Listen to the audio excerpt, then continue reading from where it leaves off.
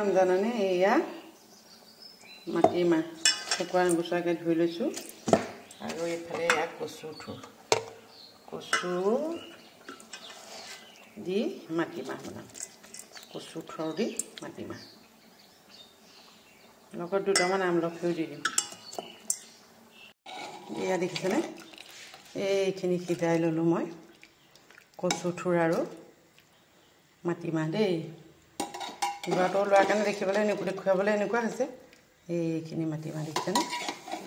আৰু যে এইয়া কচু থুৰ এয়া তেল দিছোঁ দেই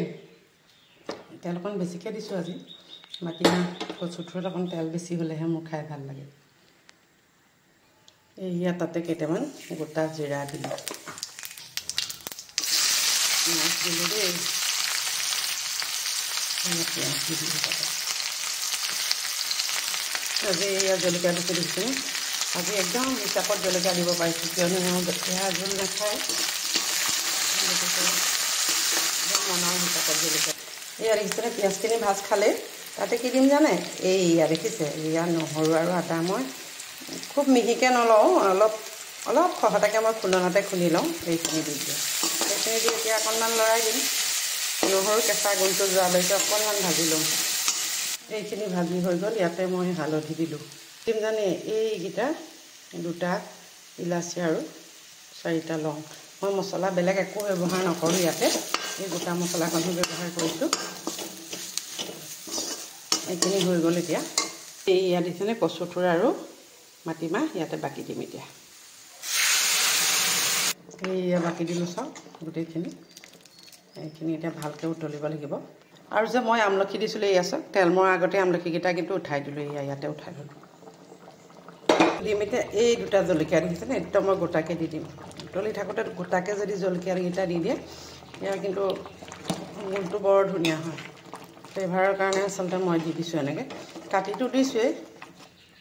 এয়া চাওক প্ৰায় হ'লেই এইখিনি হৈ গ'ল দেখিছেনে ইয়াতে এই ধনিয়াখিনি মই হাতেৰে ছিঙি দি দিম এইখিনি দি দিলোঁ আৰু আমাৰ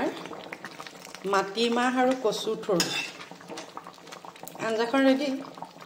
এতিয়া খাবহে লাগে আৰু কোনে কোনে খাই ভাল পায় জনাবচোন দেই মই কিন্তু খাই ভাল পাওঁ আপোনালোকে জনাব কেনেকুৱা পায় খাই মোৰ খুব ভাল লাগে খাই মই আৰু ইয়াতে একো বিশেষ দিয়া নাই নহৰু আদা পিঁয়াজ জলকীয়া আৰু গোটাকৈ দিছোঁ লং ইলাচি সেয়াই তেল মাৰোঁতে 3টামান গোটা জিৰা দি দিছোঁ আৰু সেয়াই খাবচোন বাৰু এনেকৈ